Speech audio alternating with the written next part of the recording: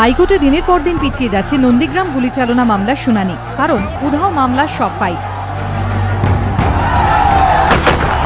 2007 সালের 14 মার্চ নন্দীগ্রামে গুলি চালানোর ঘটনায় 14 জনের মৃত্যু হয়।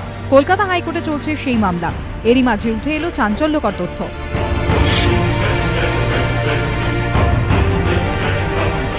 হাইকোর্টের রেকর্ড রুম থেকে উধাও মামলা সংক্রান্ত সমস্ত ফাইল। ঘটনার কথা স্বীকার করে নিয়েছেন হাইকোর্টের প্রশাসনিক বিভাগের রেজিস্ট্রার। অভিযোগ, হাইকোর্টের রেকর্ড রুমে ফাইলগুলি পাওয়া যাচ্ছে না, ফলে গত বছরের নভেম্বর থেকে দিনের পর দিন পিছিয়ে যাচ্ছে মামলার শুনানি। এই পরিস্থিতিতে বুধবার হাইকোর্টের ডিভিশন বেঞ্চের দৃষ্টি আকর্ষণ করেন মামলাকারীদের আইনজীবী। তিনি বলেন, দীর্ঘদিন ধরে নন্দীগ্রাম গুলিচালনা মামলার ফাইলগুলি খুঁজে পাওয়া যাচ্ছে না, সম্ভবত সেগুলি হারিয়ে গিয়েছে।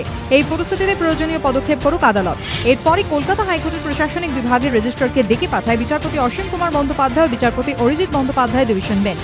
বিষয়টি নিয়ে তার কাছে জানতে চাওয়া হয়। রেজিস্ট্রার আদালতকে জানান, নন্দীগ্রাম গুলিচালনা মামলা সংক্রান্ত ফাইলগুলি পাওয়া যাচ্ছে না, খোঁজ চলছে। আমরা রিপোর্টটা দিলাম যে 2007-এ যার বেসিসে পুলিশ ফায়ারিং এর অর্ডার আনকনস্টিটিউশনাল বলেছিল হাইকোর্ট, সেই ফাইল মিসিং হাইকোর্টে। জজ সাহেব রেজিস্ট্রার অ্যাডমিনিস্ট্রেশনকে ডেকে পাঠালেন, ফাইলগুলো সত্যিই মিসিং কিনা সেটার সম্পর্কেও একটা রিপোর্ট তৈরি করতে বললেন। আর যদি সত্যিই সেটা মিসিং হয়ে থাকে তাহলে আমাকে বললেন যে আমার বার অ্যাসোসিয়েশনের কাছ থেকে সেই সময়ের নথিপত্রগুলো চেয়ে নিয়ে যাতে নতুন করে রিকনস্ট্রাকশন করা যায় ফাইলটা। 48 ঘন্টার মধ্যে বিস্তারিত রিপোর্ট তলব করে আদালত। পাশাপাশি ডিভিশন বেঞ্চ জানিয়ে দেয়, ফাইল না পাওয়া গেলে বার অ্যাসোসিয়েশনের কাছ থেকে মামলার নথির প্রত্যয়িত কপি নিয়ে ফের শুনানি শুরু হবে। এদিকে ঘটনার জেরে আইনজীবী মহলে ব্যাপক চাঞ্চল্য ছড়িয়েছে।